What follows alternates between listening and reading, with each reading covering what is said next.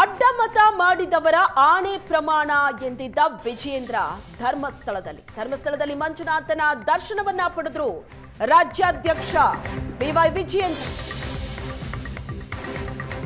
ವಿಧಾನ ಪರಿಷತ್ ಚುನಾವಣೆಯಲ್ಲಿ ಬಿಜೆಪಿಯಿಂದ ಆದಂತಹ ಅಡ್ಡಮತದಾನ ಪಕ್ಷದ ಒಳಗಡೆ ಬಹಳ ದೊಡ್ಡ ಸಂಚಲನಕ್ಕೆ ಕಾರಣವಾಗಿದೆ. ಆ ಸಂದರ್ಭದಲ್ಲೇ ಬಿಜೆಪಿ ರಾಜ್ಯಾಧ್ಯಕ್ಷ ವಿಜಯೇಂದ್ರ ಅವರು ಧರ್ಮಸ್ಥಳದಲ್ಲಿ ಆಣೆ ಪ್ರಮಾಣದ ಮಾತಾಡಿದ್ರು. ಅದಕ್ಕೆ ಪಕ್ಷದ ಒಳಗಡೆಯೇ ಬಹಳ ದೊಡ್ಡ ವಿರೋಧ ವ್ಯಕ್ತವಾಯಿತು. ಈಗ ಧರ್ಮಸ್ಥಳಕ್ಕೆ ಬಿವೈ ವಿಜಯೇಂದ್ರ ಅವರು ತಾವೊಬ್ಬರೇ ಬಂದಿದ್ದಾರೆ. ಇಡೀ ಶಾಸಕರ ಬಳಗದ ಜೊತೆ ಧರ್ಮಸ್ಥಳದಲ್ಲೇ ಸಭೆ ಮಾಡೋದ್ರ ಬಗ್ಗೆ ಮಾತಾಡಿದ್ರು ಬಿವೈ ವಿಜಯೇಂದ್ರ.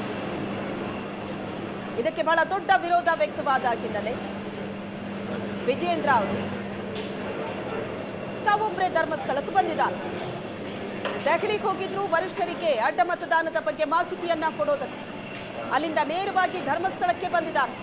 ಇವತ್ತು ಬೆಳಿಗ್ಗೆ ಧರ್ಮಸ್ಥಳ ಮಂಜುನಾಥನ ದರ್ಶನವನ್ನ ಪಡೆದು ದೆಹಲಿಯಲ್ಲಿ ವರಿಷ್ಠರನ್ನ ಭೇಟಿಯಾಗಿ ನೇರವಾಗಿ ಧರ್ಮಸ್ಥಳಕ್ಕೆ ಬಂದು ಮಂಜುನಾಥನ ದರ್ಶನವನ್ನ ಪಡೆದಿದ್ದಾರೆ.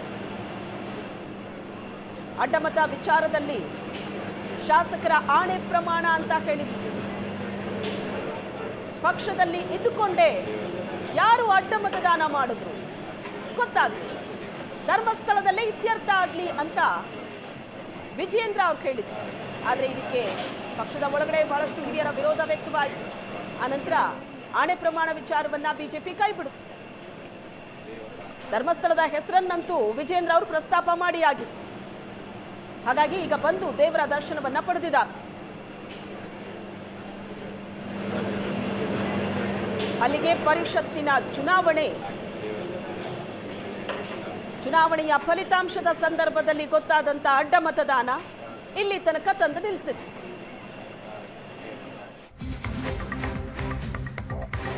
ಪರಿಷತ್ ಚುನಾವಣೆಯಲ್ಲಿ ಪಕ್ಷಕ್ಕೆ ದುಡಿದವರನ್ನ ಅಭ್ಯರ್ಥಿ ಮಾಡಿದ್ದೆವು. ಶಾಸಕರ ಅಡ್ಡಮತ ನನ್ನನ್ನು ಸೇರಿ ಕಾರ್ಯಕರ್ತರಿಗೆ ನೋವು ತಂದಿದೆ. ನೋವಿನಿಂದ ಧರ್ಮಸ್ಥಳದಲ್ಲಿ ಶಾಸಕಾಂಗ ಸಭೆ ಅಂತ ಹೇಳಿದ್ದೆ ವಿಜಯೇಂದ್ರ ಅವರು ಹೇಳಿರೋದು. ಅಲ್ಲೇ ಸುದ್ದಿಗೋಷ್ಠಿಯನ್ನ ಕೂಡ ನಡೆಸಿದ್ರು.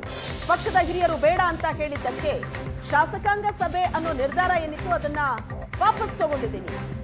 ಧರ್ಮಸ್ಥಳದಲ್ಲಿ ಸುದ್ದಿಗೋಷ್ಠಿ ನಡೆಸಿ ಬಿಜೆಪಿ ರಾಜ್ಯಾಧ್ಯಕ್ಷ ವಿಜಯೇಂದ್ರ ಹೇಳಿಕೆಯನ್ನ ಕೊಟ್ಟಿದ್ದಾರೆ. ಶಾಸಕಾಂಗ ಸಭೆ ನಡೆಸೋದಕ್ಕೆ ತೀರ್ಮಾನ ಮಾಡಿದ್ರು.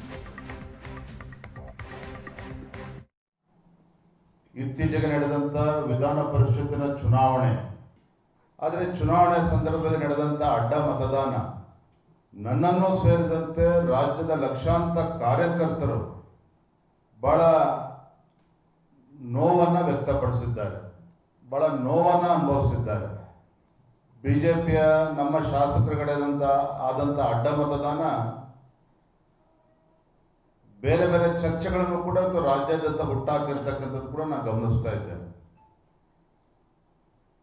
ಹಾಗಾಗಿ ಅವತ್ತು ನಾನು ಚುನಾವಣೆ ಫಲಿತಾಂಶದ ಮಾರನೇ ದಿನ ನನ್ನ ಮನಸ್ಸಿಗೂ ಕೂಡ ಅಗಾಧವಾದಂಥ ಘಾಸಿಯಾದಂಥ ಸಂದರ್ಭದಲ್ಲಿ ಶಾಸಕಾಂಗ ಪಕ್ಷದ ಸಭೆ ಧರ್ಮಸ್ಥಳದಲ್ಲಿ ಆಗಬೇಕು, ಶಾಸಕರು ಸನ್ನಿಧಿಯಲ್ಲಿ ಸತ್ಯಾಸತ್ಯತೆ ತಿಳಿದುಕೊಳ್ಬೇಕು ಅಂತೇಳಿ ನಾನು ಹೇಳಿದ್ದು ನಿಜ. ನಾನು ಕೂಡ ಒಬ್ಬ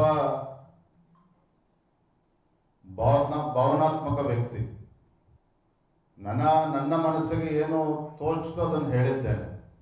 ಪಕ್ಷದ ಎಲ್ಲ ಹಿರಿಯ ನಾಯಕರ ಅಭಿಪ್ರಾಯದ ಮೇರೆಗೆ ಇಲ್ಲ ವಿಜಯೇಂದ್ರ ಅವರೇ, ಇದಕ್ಕೆ ನಾವು ಅಲ್ಲಿ ತನಕ ತೆಗೆದುಕೊಂಡು ಹೋಗೋದು ಬೇಡ,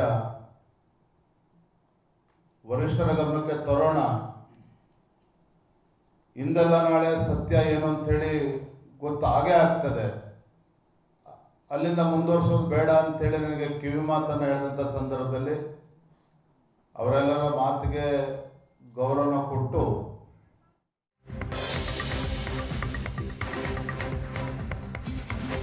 ಅಡ್ಡ ಮತದಾನದ ನಂತರ ಡಿಕೆ ಶಿವಕುಮಾರ್ ವಿಜಯೇಂದ್ರ ಸಂಬಂಧದ ಬಗ್ಗೆ ಚರ್ಚೆ ಆಗ್ತಾ ಇದೆ.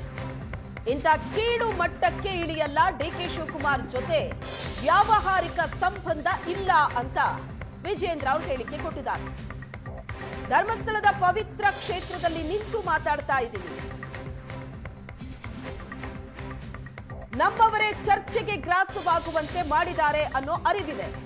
ಮುಖ್ಯಮಂತ್ರಿ ಹಾಗೂ ಕೆಪಿಸಿಸಿ ಅಧ್ಯಕ್ಷರಾಗಿದ್ದಾಗ ಸಹಜ ಗೌರವ ಕೊಟ್ಟಿದ್ದೀನಿ. ಅಪಪ್ರಚಾರ ಮಾಡಿದವರಿಗೆ ದೇವರು ಒಳ್ಳೇದ್ ಮಾಡ್ಲಿ ಅಂತ ಹೇಳಿದ್ದಾರೆ ವಿಜಯೇಂದ್ರ. ಅಡ್ಡ ಮತದಾನದ ವಿಷಯದಲ್ಲಿ ಶಾಸಕರ ಬಗ್ಗೆನೇ ಅನುಮಾನ ಪಡೋ ಹಾಗಾಗಿದೆ. ದ್ರೋಹ ಬಗೆದವರನ್ನ ವರಿಷ್ಠರು ಗಮನಿಸ್ತಾರೆ. ಇವತ್ತೆಲ್ಲ ನಾಳೆ ಸತ್ಯ ಗೊತ್ತಾಗೇ ಆಗತ್ತೆ. ನಾನು ಕಾಂಗ್ರೆಸ್ಗೆ ಸಹಕಾರ ಅನ್ನೋದು ಸತ್ಯಕ್ಕೆ ದೂರ ಅಂತ ಹೇಳಿಕೆ ಕೊಟ್ಟಿದ್ದಾರೆ Vijayendra. It's too early to say anything.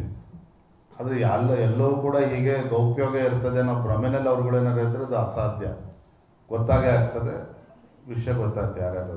ನಾವು ಯಾವುದೇ ತಪ್ಪನ್ನ ಮಾಡಿಲ್ಲ. ಪ್ರಮಾಣವಚನ ತೆಗೆದುಕೊಳ್ಬೇಕಾದ್ರೆ ಏನು ಮಾಡ್ತಾರೆ, ಭಗವಂತನ ಹೆಸರಿನಲ್ಲಿ ನಾನು ಅಂತೇಳಿ ಪ್ರಮಾಣವಚನ ತೆಗೆದುಕೊಳ್ತಾರೆ. ಆದರೆ ಹಿರಿಯರು ನನಗೆ ಸಲಹೆಯನ್ನು ಕೊಟ್ಟಂಥ ಸಂದರ್ಭದಲ್ಲಿ ಶಾಸಕಾಂಗ ಪಕ್ಷ ನಡೆಸಬೇಕು ಅಂತ ಅಂದ್ಕೊಂಡಿದ್ದೆ, ಅಲ್ಲಿಗೆ ಕೈ ಬಿಟ್ಟಿದ್ದೇವೆ.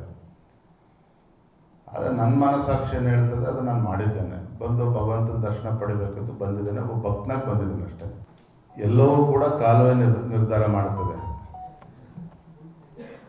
ಡಿ ಕೆ ಶಿವಕುಮಾರ್ ಅವರ ವಿಶೇಷತೆ ಏನಪ್ಪಾ ಅಂತ ಹೇಳಿದ್ರೆ,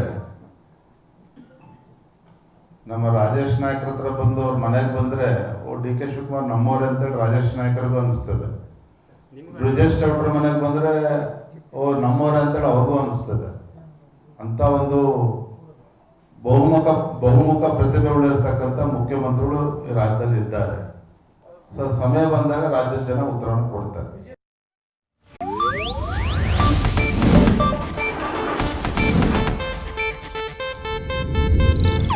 ಇದು ಏಷ್ಯಾನೆಟ್ ನ್ಯೂಸ್ ನೆಟ್ವರ್ಕ್ ಪ್ರಸ್ತುತಿ.